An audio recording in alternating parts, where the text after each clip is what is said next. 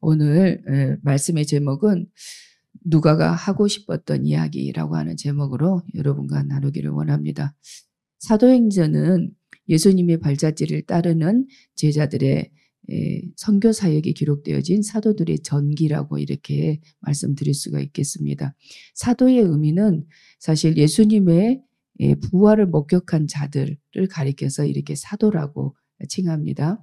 그래서 1장에서부터 사도행전 1장에서부터 12장까지는 예루살렘 교회, 그 최초의 교회가 어떻게 설립되어졌는지, 그리고 복음 전파 활동이 어떻게 이루어지고 있었는지 그것에 대해서 기록하고 있는 것이 12장까지예요.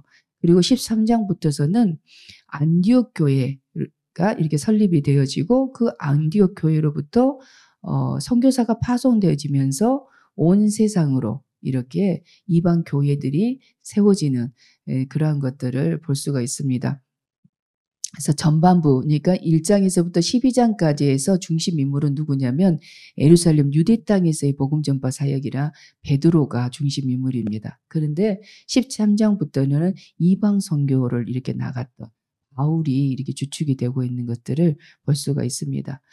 만일 이 사도행전이라고 하는 이 역사서가 기록되지 않았더라면 교회가 어떻게 최초로 탄생을 했고, 그리고 교회가 어떤 일을 했고, 온 세상에 어떻게 복음이 전파되었는지 우리는 알 수가 없었겠죠. 그래서 사도행전이 우리에게 귀한 책인 줄로 믿습니다. 영어 성경에 보게 되면은 사도행전에서 이 행전이라고 하는 이 단어를 액츠라 이렇게 표현되어 있거든요.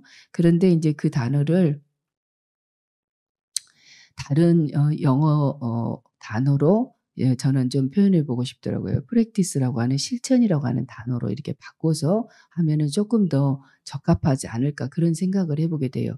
왜냐하면 주님의 명령에 실천했기 때문에, 주님의 명령에 제자들이 실천했던 그 이야기를 사도행전에 이렇게 기록하고 있기 때문에 그렇게 생각이 들어집니다. 책 이름에서 이렇게 말씀해 주고 있듯이 이 사도행전은 교리책이 아니에요. 이것은 뭐냐면은 그야말로 주님의 명령을 행한, 실천한 그런 책입니다. 그래서 사도행전의 저자인 누가는 어떤 인물인지 한번 살펴보고자 하는데, 예수님의 12제자에 속한 사람이 아니었어요. 그리고 그는 이방인이었어요. 그런데 그가 쓴 책이 뭐냐면 두 책이 있는데, 누가복음하고 사도행전, 이렇게 두 책을 썼거든요. 그런데 예수님의 행적과 이런 그의 가르치심에 대해서 다 기록을 했단 말이에요. 이방인이었는데, 그는 어느 지역 출신이었냐면 안디옥 출신이었어요.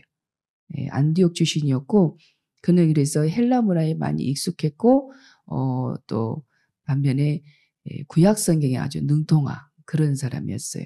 근데 복음서를 기록했다는 것이 참 좀 아이러니했어요. 왜냐하면 12제자에 속한 사람도 아니었는데, 그가 예수님께서 십자가에서 우리의 죄를 대속하시고 죽으신 이후에 예수님을 믿었던 사람이거든요. 그런데 그가 복음서를 기록했다는 것은 참 이렇게 대단하다, 그런 생각이 들어요. 그래서 신약 성경에서 누가복음하고 사도행전하고 이렇게 두 책을 분량을 보게 되면은 4분의 1 정도의 양을 차지하고 있거든요.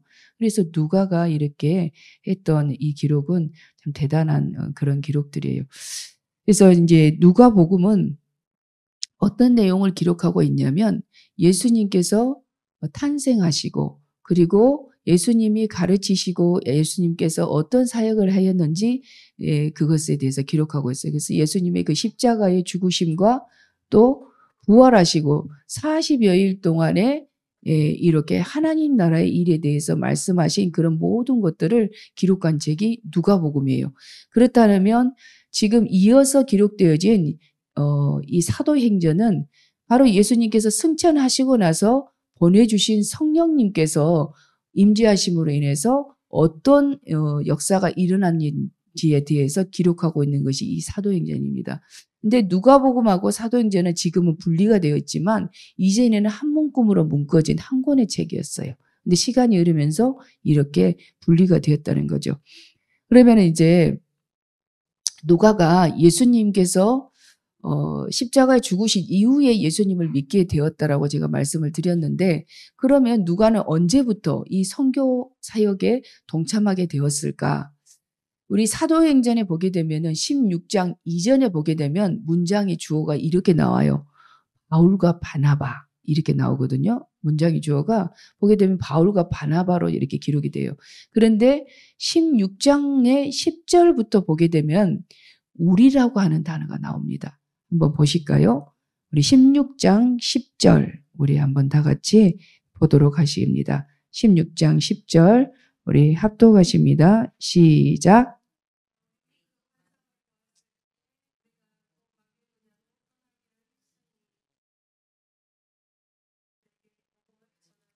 우리를 부르신 줄로 인정함이로라.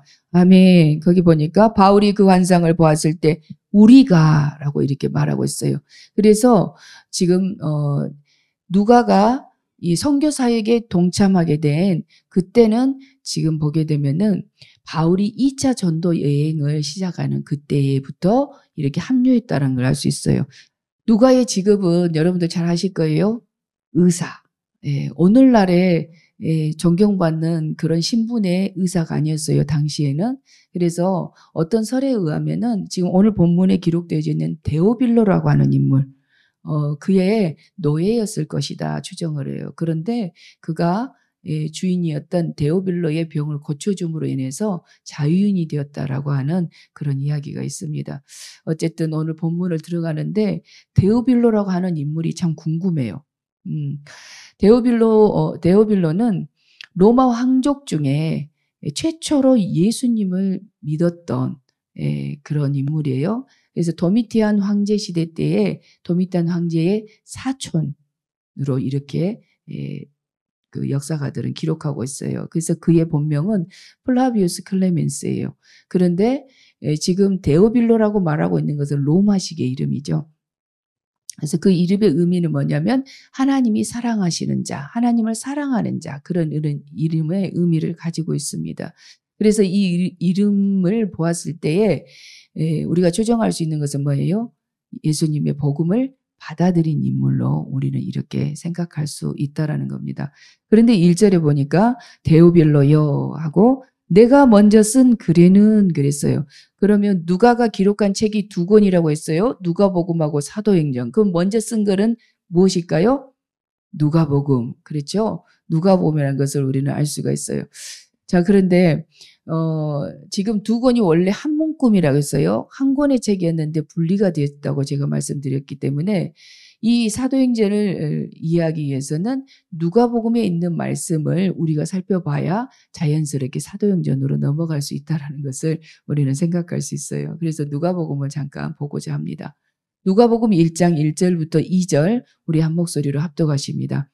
우리 중에 이루어진 사실에 대하여 처음부터 목격자와 말씀에 일꾼된 자들이 전하여 준 그대로 내력을 저술하려고 붓을 든 사람이 많은지라. 아멘. 자신들이 지금 현재 목격한 그런 모든 일들을 기록하려고 했던 사람이 누가 외에도 많이 있었다라고 이렇게 기록하고 있어요.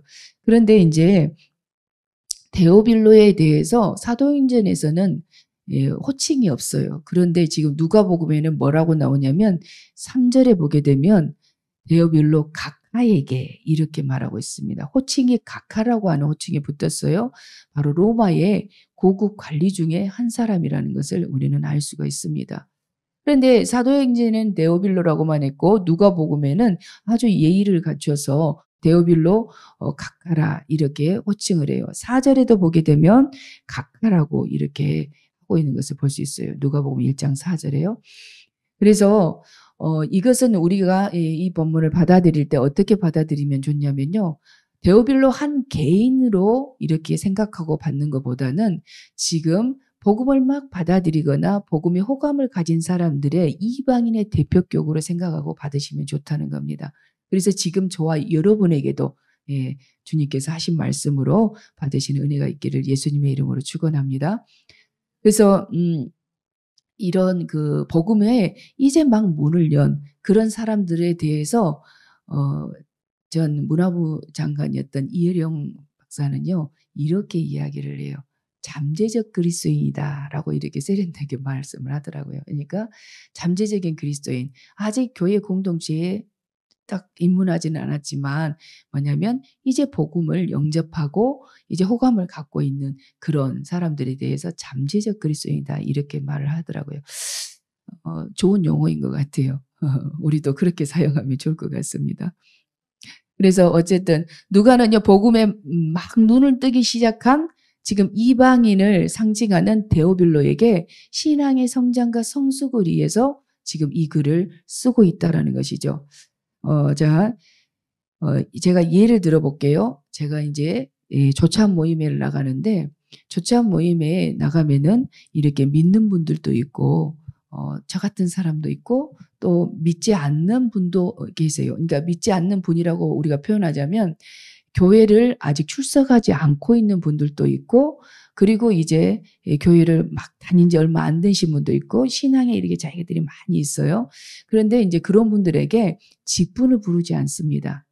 뭐냐면 그분들이 예수님을 믿도록 하기 위해서 비즈니스 세계에 하나님 나라가 세워지도록 하기 위해서 만들어진 모임이에요. 그래서 뭐냐면은 그 안에서 그분들을 존경하고 존칭을 써요. 어떻게 쓰냐면 대표님이라고 이렇게 부릅니다. 데오빌로 카카라고 이렇게 표현했던 누가복음에는 어떤 의미겠어요? 아직은 복음을 받아들인 그런 과정은 되었지만 뭐냐면 아직 교회 공동체에 확 들어온 입장은 아니라는 것을 우리는 이해할 수 있다라는 겁니다. 그런데 뭐냐면 오늘 사도행전에서는 카카라고 하는 호칭이 빠졌어요. 그것은 이제 가족과 같이 친숙한 상대가 됐다라고 하는 것을 우리는 그렇게 이해해 보면 좋을 것 같아요. 그래서 누가복음에는 세상의 지위나 이런 신분을 고려해 가지고 카카라는 호칭을 했지만 사도행전은 그렇지 않았다라고 하는 거. 그러면은 지금 오늘 본문 사도행전 1장 1절부터 3절에 보게 되면 누가복음은 무엇을 기록하고 있는지에 대해서 언급하고 있는 것이 1절부터 3절까지 내용이에요.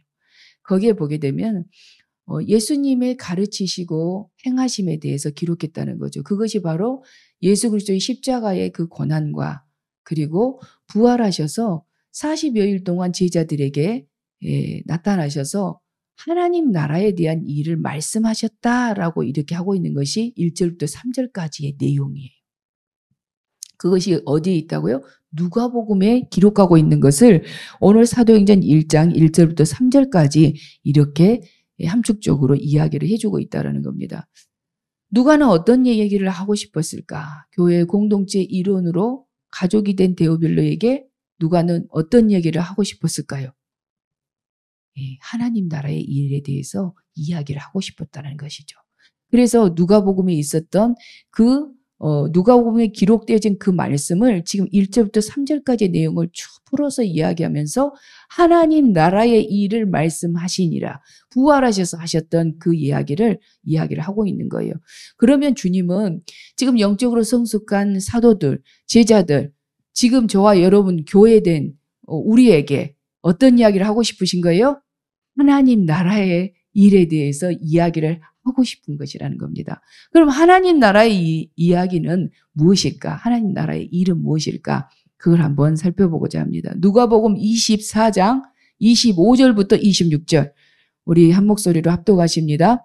이르시되 미련하고 선지자들이 말한 모든 것을 마음에 더디 믿는 자들이여 그리스도가 이런 고난을 받고 자기의 영광에 들어가야 할 것이 아니냐 하시고 아멘. 지금 이 말씀은 예수님께서 왜 이 말씀을 하셨는지 제가 전체를 다 읽을 수 없으니까 요약해서 말씀드릴게요. 지금 예수님이 십자가에서 죽으셨어요. 그래서 뭐냐면 제자들이 낙심했습니다. 그래서 어디로 가냐면 자기의 고향으로 가려고 엠마오로 가고 있었어요. 엠마오로 가던 그 도상에서 예수님께서 함께 동행하셨어요. 그런데 이제 거기서 왜 당신들이 얼굴빛이 그렇습니까? 예수님이 물어보니까 그 제자들이 하는 말이에요. 당신은 예루살렘에서 있었던 일을 모르요? 이렇게 말했단 말이에요. 그렇게 말하니까 예수님인 줄 알지 못했다는 거죠. 그 두 제자가. 그때에 예수님께서 하신 말씀이에요. 지금. 미련하고 선지자들이 말한 모든 것을 마음에 더디 믿는 자들이요. 이렇게 하면서 책망하셨어요. 이것은 곧 무엇이냐면 27절에 답이 있어요. 모세와 선지자들의 글을 통해서 무엇을 나타내 보여주셨냐면 메시아이신 예수 그리스도를 계속 증거하고 있었다는 것이죠. 그래서 예수님께서 고난을 받으시고 이와 같이 창사신이 사흘 만에 부활하실 것에 대해서 계속 어디에서 구약 성경에 예언해 주어졌다는 거예요. 그런데 그러한 것들을 너희는 알면서도 왜 믿지 못하느냐라는 겁니다. 지금 현실화되었어요. 그 말씀이 성취가 되어졌어요. 그런데 제자들이 깨닫지 못했더라는 것이죠. 그래서 예수님이 다시 그 성경을 풀어서 이야기를 해주고 있어요. 예언된 말씀을 풀어서. 그런데 이것을 두 제자가 어떻게 깨닫게 되냐면요. 32절, 누가복음 24장 32절 합독하십니다. 그들이 서로 말하되 길에서 우리에게 말씀하시고 우리에게 성경을 풀어주실 때에 우리 속에서 마음이 뜨겁지 아니하더냐 하고. 아멘. 자, 하나님의 말씀이 이렇게 선포되질 때에 성령께서 그 말씀을 수레 삼아 여러분에게 다 임하시는 줄로 믿습니다. 지금 성경을 풀어줄 때에 성령의 내주하심의 역사가 그 말씀을 깨닫도록 해주셨다는 거예요. 그리고 주시는 사명이 있는데 어떤 사명이냐면 누가복음 24장 46절부터 48절에 어떤 사명을 주시냐면 합독하십니다. 또 이르시되 이같이 그리스도가 고난을 받고 제3일에 죽은 자 가운데서 살아날 것과 또 그의 이름으로 죄사함을 받게 하는 회개가 예루살렘에서 시작하여 모든 족속에게 전파될 것이 기록되었으니 너희는 이 모든 일의 증인이라. 아멘.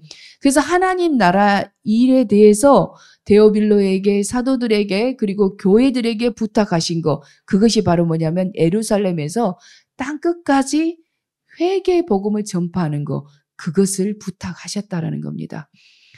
예, 증인은요, 법정 용어잖아요. 그래서 이 세상 법정에서도 어떻습니까? 위증하면 처벌을 받아요. 그래서 증인석에 서가지고 선서를 하지 않습니까? 내가 본 거, 내가 들은 거 사실만 말하겠다라고 이렇게 선서를 하고 증인석에 앉습니다. 자, 우리에게는 증인의 사명이 있는데 이 증인의 사명을 감당하기 위해서는 무엇이 필요한지 4가지로 여러분들에게 말씀을 드리려고 해요. 첫 번째는 누가복음 24장 49절을 읽고 사도행전 1장 5절을 읽도록 하겠습니다. 합독하십니다. 시작. 볼지어다 내가 내 아버지께서 약속하신 것을 너희에게 보내리니 너희는 위로부터 능력으로 입혀질 때까지 이 성에 머물라 하시니라. 아멘. 내 아버지께서 약속하신 것, 그 약속하신 것이 뭐냐면 위로부터 능력으로 입혀질 때까지 이렇게 말씀하셨어요. 그럼 그 약속하신 것이 무엇이냐? 사도행전 1장 5절에 성령으로 침례를 받으리라 이렇게 말씀을 하십니다. 증인된 사명을 감당하기 위해서는 먼저는 성령 충만을 받아야 됨을 말씀하고 있다라는 거예요. 두 번째로는 무엇이냐면 영혼에 대한 불쌍히 여기는 마음이 목자의 마음이 있어야 된다는 겁니다. 우리 마태복음 9장 36절 우리 한번 말씀을 찾아서 한번 합독하시면 좋겠습니다. 마태복음 9장 36절입니다. 9장 36절 신약성경 14면입니다. 무리를 보시고 불쌍히 여기시니 이는 그들이 목자 없는 양과 같이 고생하며 기진함이라. 아멘. 예수님은요 지금 따르는 무리들을 보시면서 불쌍히 여기셨다라는 거예요. 그들이 고생하고 기진하는 그 모습을 보고 불쌍히 여기셨다고 하는데 이 불쌍히 여기다고 하는 단어는 단장이라고 하는 의미와 같아요. 단장. 창자가 끊어질 듯한 그런 이 창자가 마디마디 끊어진 듯한 그런 아픔. 그것을 지금 이렇게 불쌍히 여기셨다라고 하는 그런 단어의 의미 속에 들어있어요.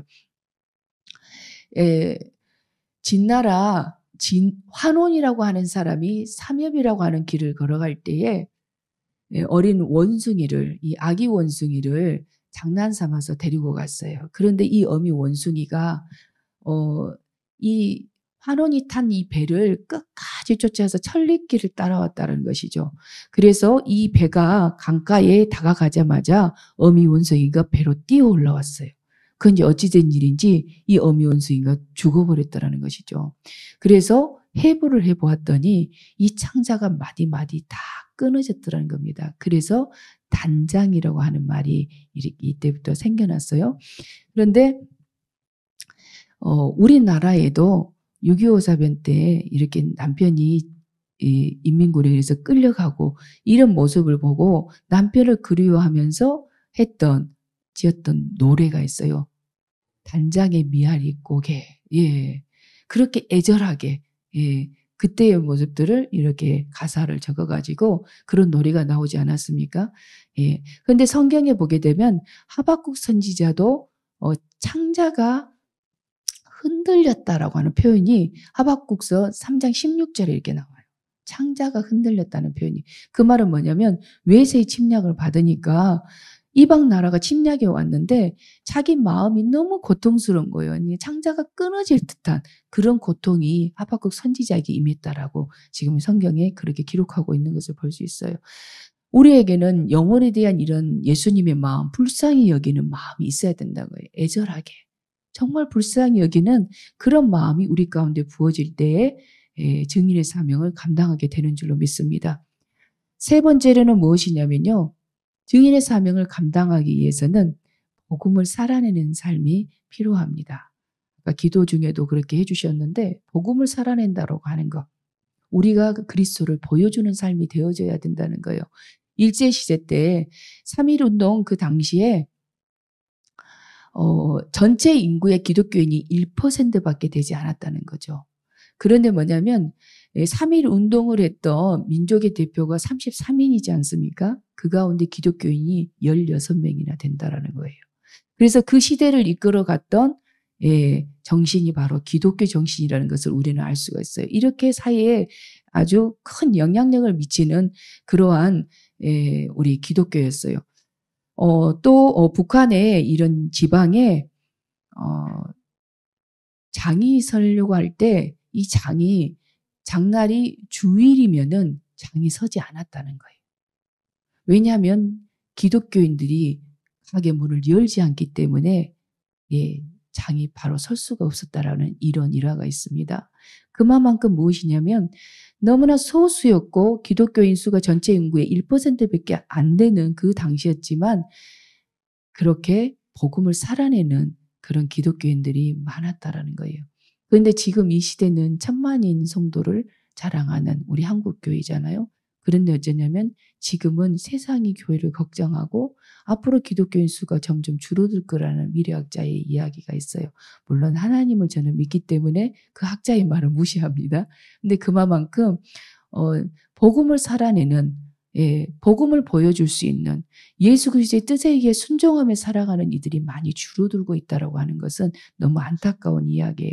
그래서 증인의 사명을 우리가 감당하기 위해서는 복음을 살아내는 삶이 필요하다라고 하는 것을 말씀드릴 수 있습니다. 네 번째로는 구령의 열정을 가져야 해요. 2013년도에 이렇게 지방자치제로에서 광복절 행사를 우리 광주광역시에서 별도로 준비하는 때가 있었어요. 그래서 광주 시립 소년소녀 합창단이 그때에 이 식전에 이렇게 순서를 맡아가지고 하게 됐는데 그때에 뭐냐면은 갑자기 이 윗옷들을 다 벗어 제끼는 그런 순서가 있었다라는 거예요. 그것이 뭐냐면 속에 있는 입었던 티셔츠, 체게바라의 그 초상화가 있는 티셔츠를 보여주기 위해서 윗옷을 다 벗어 던지는 그런 순서가 있었다는 거예요. 그래서 문제가 되었어요. 왜냐하면 이 체게바라는 공산혁명가잖아요. 그런데 그 순서를 마련했던 그 지휘관에게 이렇게 물어봤어요. 왜 이런 것을 하도록 했느냐 했더니 어린이에게 꿈과 도전을 주고 희망을 주기 위해서 이 순서를 하도록 했다라고 그렇게 지휘자가 말을 했다라는 것이죠. 너무 좀 맞지 않은 그래서 그때 많이 문제가 되어졌던 그런 일이었어요. 제가 이 이야기를 왜 드리냐면 그는 공상혁명가였어요. 40여 년에 죽었던 사람이고 또 뭐냐면은 그 사람의 그 게릴라 활동으로 인해 가지고 14,000명이나 양민이 학살당하는 일들이 있었어요. 쿠바에서. 그런데도 뭐냐면은 그가 지금도 영웅이 되고 있다는 거죠. 그가 했던 말, 유명한 말이 무엇이냐면 리얼리스트가 되자. 그러나 가슴속에는 불가능한 꿈을 가지자라고 하는 그 말을 해서 지금도 뭐냐 운동권 학생들이 이것이 명언이 되고 있다는 것이죠. 그런데 저는 너무 안타까워요. 이렇게 폐기 처분된, 다시 말해서 이런 사상도 열정을 가지고 이렇게 따르는데 우리는 참 진리를 가졌잖아요. 안 그러신가요? 예, 진리 대신 불변의 이런 예수님은 우리는 믿어요. 그런데 애매모호하게 우리가 신앙생활을 해서 되겠습니까? 예. 우리가 필요하면은 차는 액세서리와 같이 필요치 않으면 벗어 놓는 액세서리와 같이 그렇게 우리는 신앙생활을 해서는 안 된다는 것이죠. 그래서 나의 믿음에 대해서 확실하게 선포할 수 있어야 된다라는 거예요. 애매한 그런 위치에 서 있는 그런 우리가 되지 않고 우리가 가진 참 진리 되시는 예수 그리스도를 선포하는 그런 은혜가 저와 여러분에게 있었으면 좋겠습니다. 말씀을 정리합니다. 누가가 하고 싶었던 이야기는 하나님 나라의 일을 말하고 싶었어요. 그 하나님 나라의 일을 누구에게 부탁하고 싶었냐면 교회 공동체의 일원으로 들어왔던 데오빌로, 다시 말해서 이방인의 대표격이었던 다시 말해 지금 우리의 모든 교회를 말합니다. 예, 그에게 공유하고 부탁하고 싶었던 거예요. 그것은 바로 예루살렘부터 땅끝까지 회개의 복음을 전파하는 일이라는 거죠. 그래서 증인된 사명을 우리가 감당을 해야 되는데 이 증인된 사명을 감당하기 위해서는 먼저는 성령 충만함을 받아야 한다는 거예요. 성령 충만은요 그냥 되지 않습니다. 전심으로 기도했을 때 예루살렘을 떠나지 말고 하나님께서 약속하신 것을 기다리라고 했잖아요. 너희가 능력으로 위로 덧입을 때까지 기도하라고 했단 말이에요. 그래서 성령 충만은 기도할 때 이루어집니다. 그래서 성령 충만함을 덧입어야 돼요. 두 번째로는 무엇이냐면 예수님의 마음, 불쌍히 여기는 마음, 애절하게 정말로 저 영혼이 지옥 가면 어떨까 하는 그런 안타까움, 아픔, 고통을 느끼며 기도하라는 겁니다. 그 다음에 세 번째로는 무엇이냐면 복음을 살아내야 돼요. 우리는 예수 그리스도를 보여주는 삶이 되어야 한다고 말씀하고 있는 거예요. 네 번째로는 무엇이냐? 예. 구령의 열정이 있어야 된다라고 지금 말씀드립니다. 구령의 열정. 온도가 몇 도나 되십니까, 여러분들? 마음의 온도는 100도가 되시기를 예수 이름으로 축원합니다. 100도가 되지 않으면 끓지가 않습니다. 예, 물은 100도에 끓어요. 예, 우리 4월 20일에 부활주일에 영혼 초청주일로 드리게 되는데 정말 저 영혼 예수 믿으면 좋겠다. 그리고 이제 좀 때가 됐다라고 생각하시는 분들, 저번 초청하면은 그래도 올 수 있겠다는 분들, 이웃들을 생각하시면서 지금부터 전도 대상자 명단을 주시고 잠재적 그리스도인이죠. 내주시고 함께 그렇게 기도했으면 좋겠습니다.